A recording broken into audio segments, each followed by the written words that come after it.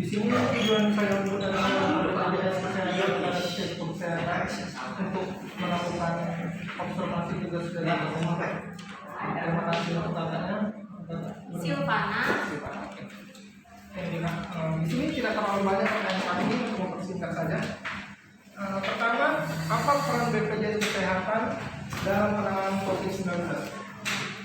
Nah, untuk COVID-19 itu dia kan diklarifikasikan sebagai wabah atau bencana alam sebenarnya, wabah. Nah, salah satu yang tidak ditanggung ataupun sampai saat ini peraturannya itu memang yang tidak ditanggung itu adalah wabah. Tetapi BPJS Kesehatan punya peran dalam penanganan COVID ini. Artinya untuk penanganan COVID, BPJS Kesehatan itu dia diberi tugas oleh Presiden untuk memverifikasi klaim COVID.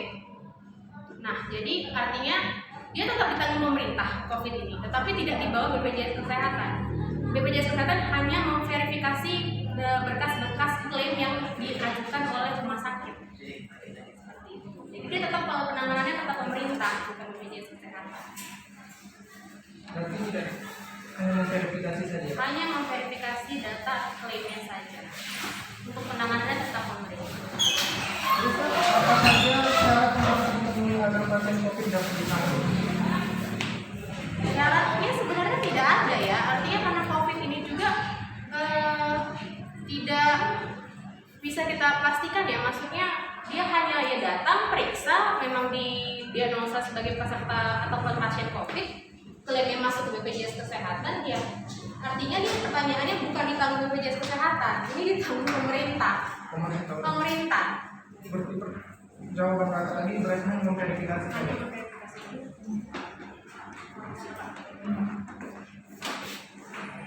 Oke, yang tadi itu pertanyaan ke-10 akan balik lagi ke pertanyaan 8. Iya. Nah, jadi saya angkat aja ke yang nomor 6 lah ya kak. Nomor 6 boleh. Apakah semua pelayanan kesehatan dan penyakit ditanggung BPJS?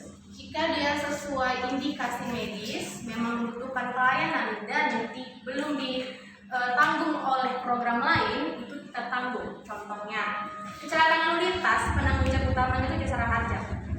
Penanggung jawab keduanya baru BPJS Kesehatan. Sama juga dengan penyakit akibat kerja, itu penanggung jawab utamanya BPJS Ketenagakerjaan. Jadi kalau di luar itu, peserta punya penyakit apapun itu yang sesuai dengan indikasi medis, itu kita tanggung. Termasuk pertanyaan ke-7 ya, penyakit kejiwaan, itu juga kita tanggung. Berarti mereka ditanggung BPJS atau jiwa juga? Tanggung. Pertanyaannya sudah mencukupi, jawaban dari Kak mencukupi. Terima kasih untuk Kak Silvia. Silvana. Kira-kira cukup. Thank you untuk waktunya. Beberapa menit saja untuk mengganggu. Terima kasih.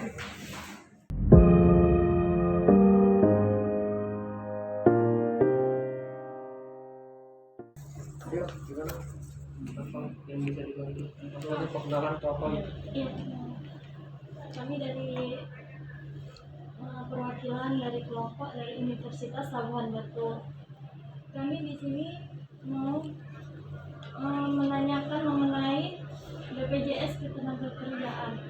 Apa itu BPJS Ketenagakerjaan?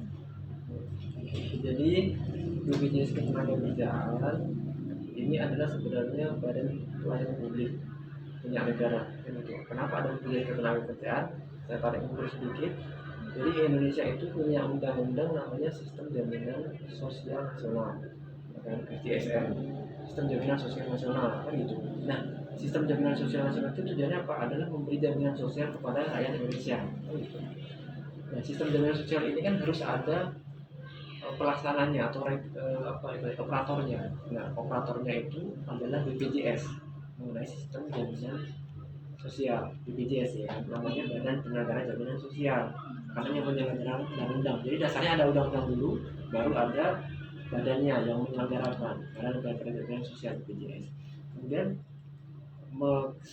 melebar lagi BPJS itu dibagi dua, BPJS Kesehatan sama BPJS Ketenagakerjaan. Nah, apa masing-masing fungsi dan tugasnya BPJS ini? Jadi kalau di sistem jaminan sosial nasional tadi atau Indonesia kan punya undang-undang namanya jaminan sosial kan gitu. Jaminan sosial itu dia ada 5 di Indonesia. Jaminan sosial kesehatan, jaminan sosial kecelakaan kerja, jaminan sosial kematian, sama jaminan sosial hari tua, dan jaminan sosial pensiun. Kan 5 jadinya kan. Nah, 5 ini dikelola oleh BPJS Kesehatan dan BPJS Ketenagakerjaan. Cuman dipisah.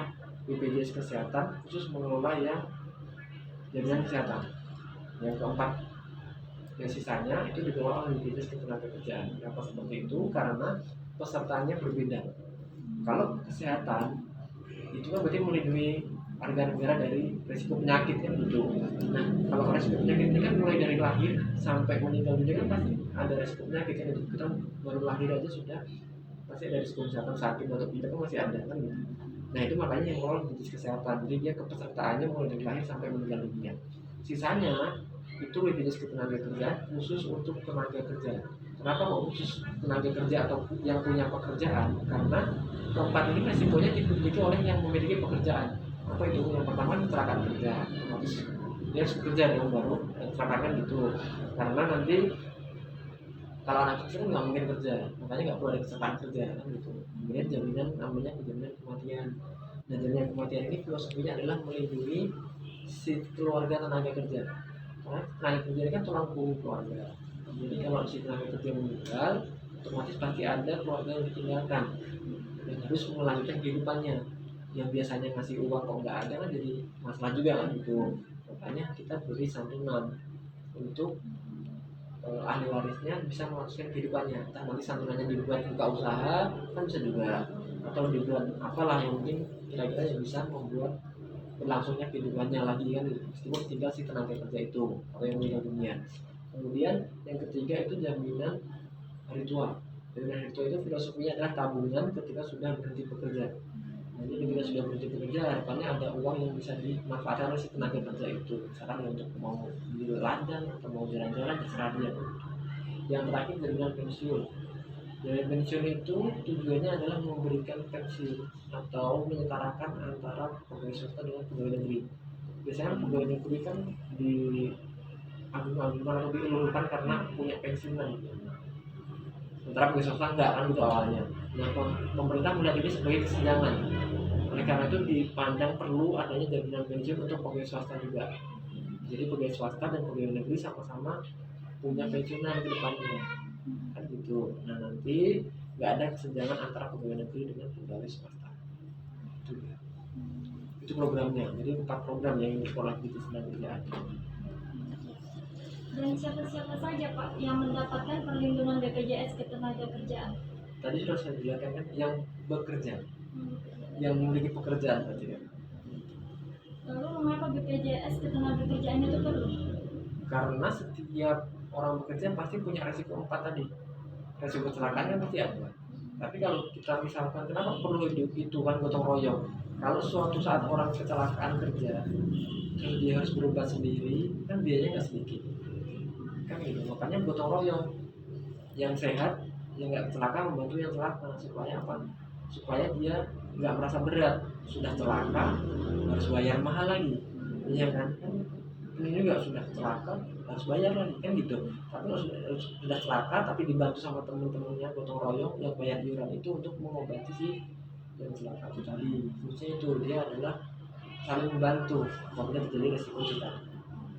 Kemudian Pak, bagaimana cara mencairkan dana BPJS Ketenagakerjaan? Nah, kalau untuk mencairkan dana kan tadi yang saya bilang yang bisa dicairkan dana itu kan sebenarnya lebih ke arah jaminan hari tua sama jaminan pensiun. Karena kan kecelakaan kerja sama kematian itu kan kematian juga bisa sih, kecelakaan kerja misalkan kita kan harus membayar biaya berobatnya. Kalau kematian berarti kita harus memberi santunan kepada ahli warisnya. Kalau hari tua berarti kita memberikan tabungan yang sudah diinvestasikan beserta bunganya kepada si tenaga kerjanya. Nah, yang terakhir yang dengan pensiun adalah memberikan uang pensiun kepada si tenaga kerja sesuai dengan yang dibayarkan. Kan gitu. Nah, kalau persyaratannya gimana? Ya ditengok dari masing-masing. Mau persyaratannya mana nih? Mau kesalahan kerja? Oke, berarti kesalahan kerja ya. Mana bukti kesalahan kerjanya, ada kronologi kejadian, laporan dari perusahaan, absensi segala macam itu dilengkapi. Kalau yang meninggal dunia gimana ya? Jaminan kematian tadi, berarti ada surat meninggal dunia dari catatan sipil, kan gitu. Kalau yang jaminan hari tua gimana? Kalau jaminan hari tua itu kan bisa diambil ketika sudah berhenti bekerja. Jadi ketika kita nanti ada di bekerja, itu setelah berhenti bekerja pasti ada namanya surat pengalaman kerja, surat keterangan kerja. Nah itu bisa dipakai untuk salah satu persyaratan klaim untuk jaminan yang tua. Yang terakhir jaminan pensiun kan. Jaminan pensiun itu kan bisa diambil ketika sudah masuk usia pensiun atau berhenti bekerja dengan kata lain. Kan seperti itu. Berarti ya buktinya dia sudah berhenti bekerja apa? Sudah pensiun. Oh, sudah keterangan tadi lah dari perusahaan tadi. Itulah yang dipakai.